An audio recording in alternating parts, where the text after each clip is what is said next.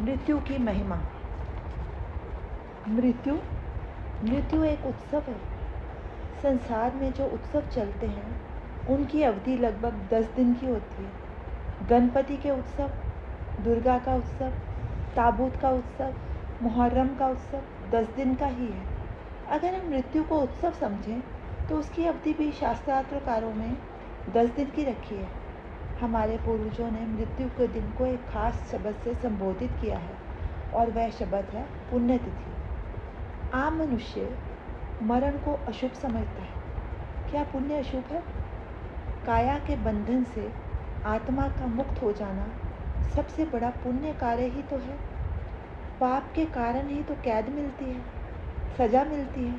इसलिए मृत्यु के दिन को पुण्यतिथि कहना मुझे बड़ा ही अच्छा लगा। ज़रा गहराई से सोचेंगे तो मालूम पड़ेगा कि जिसे हम पाप कहते हैं वह करता कौन है। पाप के करता है इंद्रियां, मन और बुद्धि। इनके संपर्क में आने के कारण ही आत्मा पर कलंक लगता है। जैसे शुभ वस्त्र पहनकर एक आदमी कोयले की दुकान पर कुछ देर बैठ जाता है तो वहाँ के वातावरण के कारण थोड़ी देर में ही उसके तन, बदन तथा कपड़ों पर कालापन जम जाता है। वैसे ही निर्दोष आत्मा का हाल होता है। जैसे एक व्यक्ति ने किसी की हत्या की, मन, बुद्धि तथा शरीर ने मिलकर हत्या की, लेकिन बदनामी उसके रिश्तेदारों को भी तो मिली ना। हत्यारे की मन, बुद्धि तथा इंद्रियों ने किसी की मन, बुद्धि, इंद्रियों को मिटा दिया तथा इंसाफ करने वालों ने हत्यारे की मन, बुद्धि तथा इंद्रियों को फांसी के नाम पर मिटा दिया। किंतु मारने वाले की या मरने वाले की आत्मा को कोई हानि नहीं पहुंची थी। हाँ, थोड़ी बदनामी ज़रूर मिली होगी। आत्मा की अलिप्तता समझने के लिए इतना कहना काफ़ी है। आम मनुष्य की मृत्यु के लिए पुण्यतिथि शब्द का प्रयोग नहीं किया जाता।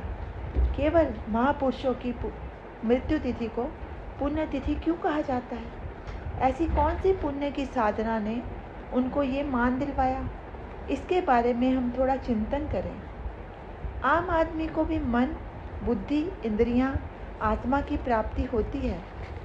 महापुरुष एक खास साधना करता है। वह ये है कि मन, बुद्धि, इंद्रियों के संपर्क से अलग होने की आत्म साधना। ये आत्म साधना ही सबसे बड़ा पुण्य कार्य है। ये कैसे?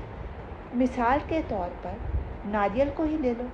नारियल जब हरा होता है तब उसका दल या खोपा नारियल के कठिन कवच के साथ चिपका हुआ होता है। नारियल का हर अंग एक दूसरे के साथ चिपका हुआ होता है। कठिन कवच के साथ खोपा चिपका रहता है। जो नारियल परिपक्व होता जाता है, पुष्ट होता जाता है, त्यों वह गोला पानी से भी अलिप्त, जटाजुट से भी अलिप्त हो जाता है। नारियल को हिलाकर देखिए, अंदर से वह गोला गड़गड़ बोलकर आपको बताता है, अब मैं पानी रूपी मन से, कवच रूपी बुद्धि से तथा जटाजूट रूपी इंद्रियों से संपूर्ण अलिप्त हो गया हूँ। मेरी पुकार सुनो, मुझे मृत्यु दो और आत्मा रूपी गोले को अलिप्त करो। ये मुक्ति का संदेश है। नारियल का टूटना तथा गोले का मुक्त हो जाना, यही तो पुण्यतिथि है। सब प्रकार के भेदभावों की समाप्ति, मृत्यु यानी हिंदूपन की समाप्ति, मृत्यु यानी जात पात की समाप्ति, मृत्यु यानी रंग रूप की समाप्ति, मृत्यु यानी सगुण को निर्गुण में, साकार को निराकार में, सदोष को निर्दोष में ले जाना। मृत्यु यानी नकलीपन की समाप्ति। जीवन रूपी कागज़ पर जो तस्वीर बनी थी उसको धोकर फिर से कोरा कागज़ बनाने का काम मृत्यु करती है। वह तस्वीर अपने साथ कई नाते जोड़कर बैठी थी। वह तस्वीर किसी का भाई भी, किसी का पिता भी, किसी का बेटा भी, किसी का मित्र भी, किसी का शत्रु भी। तस्वीर एक, रिश्ते अनेक। जीवन की सलेट साफ कर नई तस्वीर बनानी है। पुराने से हमारा मोह होता है। नया तो हम चाहते हैं, किंतु पुराना खोने की हमारी तैयारी नहीं है। हमारा अज्ञान पड़पोता तो चाहता है, लेकिन परदादे को विदा नहीं देना चाहता।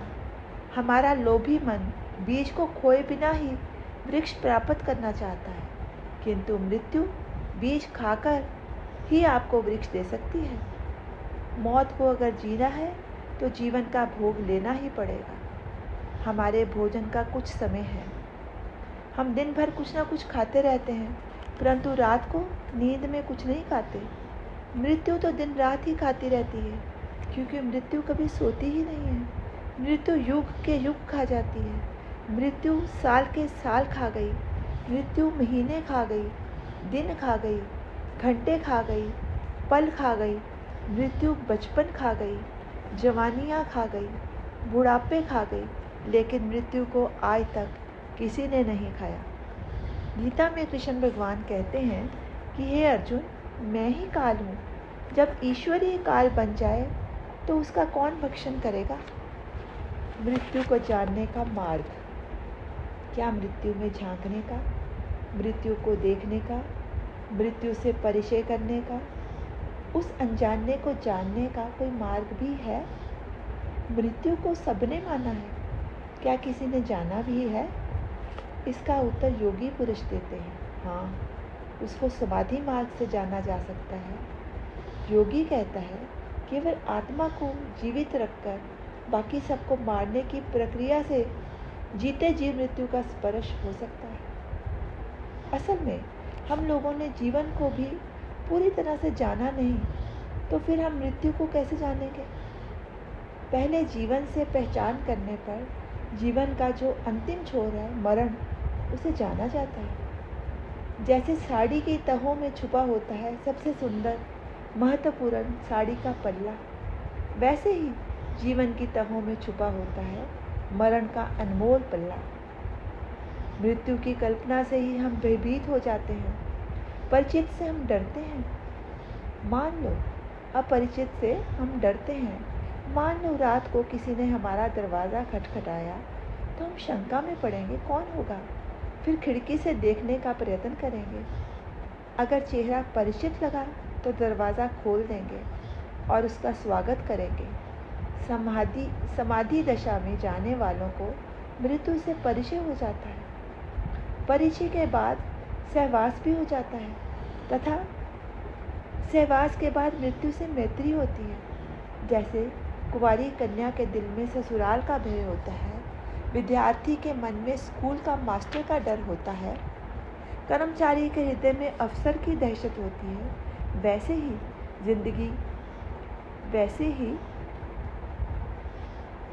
ही जिंदगी के दिल में मौत का डर होता है। मौत के डर का कारण, मौत में हमको हर प्रकार की कमियां ही कमियां नजर आती हैं। जिस व्यक्ति को समाधि सज जाती है उसको मौत की हज़ारों खूबियां अनुभूति में आने लगती हैं। नींद एक काम चलाऊ मौत है। मौत एक लंबी नींद है। शेष कल।